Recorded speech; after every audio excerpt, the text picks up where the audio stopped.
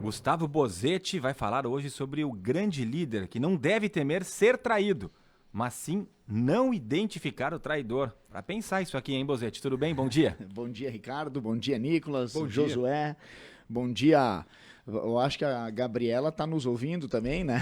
Acredito que sim. O bom dia vai Que chegar joia. amanhã, provavelmente. Vai chegar amanhã. Bom dia, queridos ouvintes.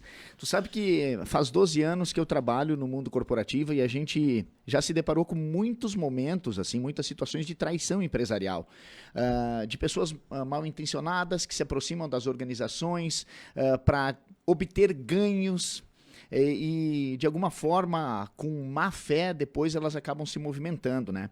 Eu trouxe esse tema porque nós, na nossa profissão, nós somos instruídos a orientar profissionais, né? Porque muitas vezes o medo de ser traído acaba estancando o crescimento de um empresário. Ele acaba se tornando muito centralizador, ele não delega nada para ninguém, porque ele desconfia de todo mundo. E, na verdade, todo esse processo de centralização e de não delegar funções ou de não confiar em ninguém, ele acaba sendo o fruto de uma espécie de traição que aconteceu dentro das empresas. Mas o empresário ele não pode se preocupar em ser traído, né? E essa frase do nosso presidente da nossa instituição, ele diz: Gustavo, não me preocupo em ser traído, eu me preocupo em não identificar quem é o traidor. Porque no momento que a gente identifica o traidor, nós rapidamente tomamos as devidas providências e continuamos o nosso processo de formação de profissionais e de crescimento. E é bacana porque nos últimos dias aí eu recebi uma ligação de um cliente nosso dizendo que um prestador de serviço terceirizado, ele tinha se afastado da nossa empresa com um discurso de que as coisas não estavam andando tão bem, que ele tinha outros projetos de vida, mas ele acabou se aproveitando da expertise nossa e ele começou a procurar alguns clientes que já são nossos, né? Só que graças a Deus nós temos uma relação de lealdade, e isso é uma coisa importante, né? Quando nós temos uma relação de lealdade, ter relações leais é muito melhor do que relações fiéis, né?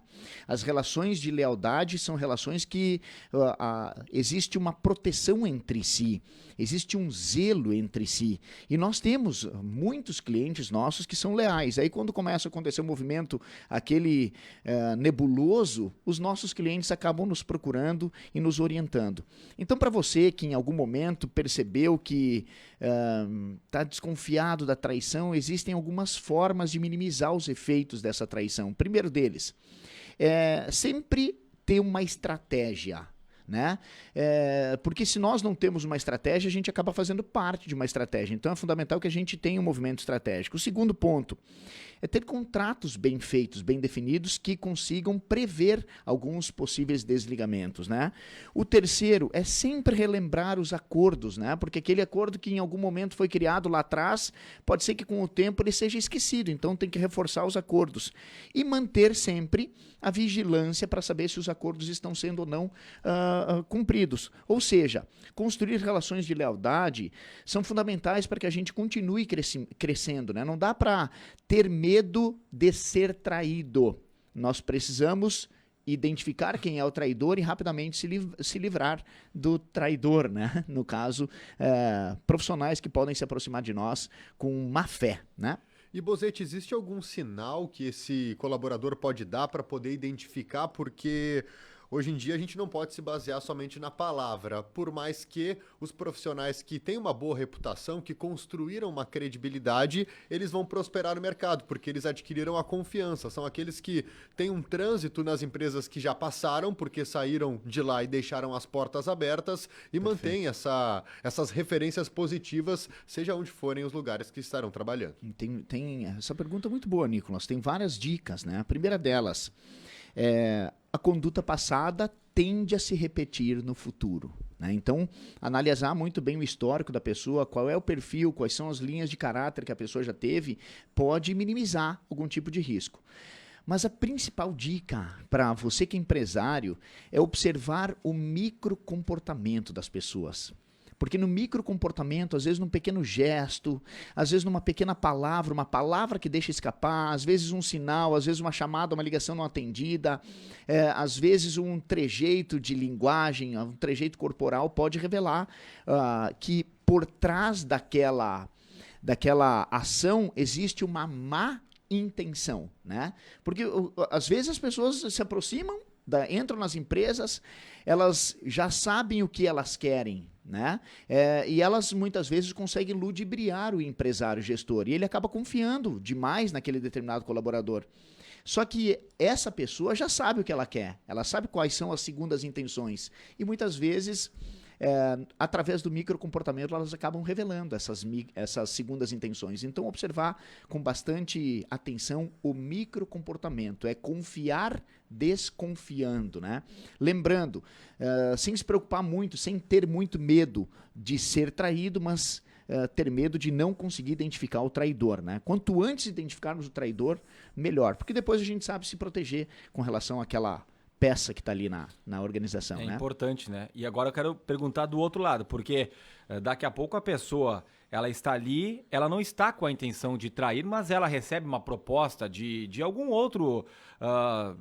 de alguma outra empresa, enfim, e muitas vezes essa pessoa também, ela não vai ser traída, mas a empresa daqui a pouco não consegue mais ficar com ela, acaba demitindo por um ou outro motivo, pela produtividade, porque a empresa teve problemas, e a gente viu isso muito na questão da pandemia, também tem esse outro lado, né? Então, a pessoa também, daqui a pouco, pode estar ali, ela pode receber uma proposta e ir numa boa, nem sempre vai estar traindo, dá pra dizer isso, Brosete? Perfeito, perfeito.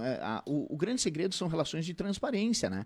Porque a transparência, né? Se eu recebo uma proposta melhor para trocar de empresa, por exemplo, eu sou funcionário de uma empresa e recebo uma proposta melhor, se eu tiver uma conduta transparente, uma conduta ética, o meu empresário, o meu patrão, no caso, ele inclusive vai me apoiar na minha tomada de decisão. Agora, o segredo é ser transparente, né?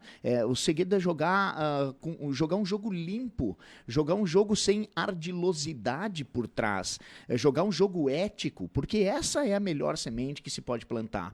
A semente da boa reputação, né? A semente dos valores de caráter, são sementes que se colhem ao longo da vida inteira. Ou seja, se você por acaso está trabalhando numa empresa, isso também às vezes... o funcionário não consegue crescer porque o patrão tem complexos de traição, né? E aí ele acaba estagnando o crescimento da empresa. Então faça um movimento para demonstrar toda a tua confiança, toda a tua reputação, toda a tua credibilidade, os seus valores de caráter, para que tu construa esse caminho de crescimento. Como com tudo transparente. Na vida, um meio termo, nem achar que todo mundo vai trair, mas também não ser tão bonzinho e achar que ninguém vai trair. Exatamente, exatamente. E construir sempre relações de lealdade pautadas nos valores mais nobres de caráter, né? E a transparência, que eu acho que é fundamental em qualquer relação que a gente vai ter. Espetáculo. Bozete, obrigado pela participação. Até a próxima semana. Um grande abraço. Valeu. Gustavo Bozete, diretor da Fundação Napoleão Hill e do Mastermind no Rio Grande do Sul, participa do quadro Direto ao Ponto. 10h30.